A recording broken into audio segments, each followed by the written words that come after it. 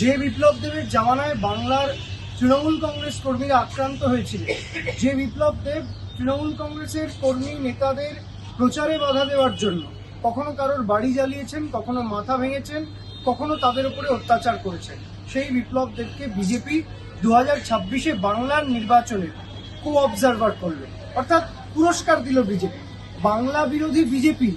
বাংলা বিরোধী বিপ্লব দেবকে পুরস্কৃত করেছে, এ ব্যাপারে কোনো সন্দেহ নেই।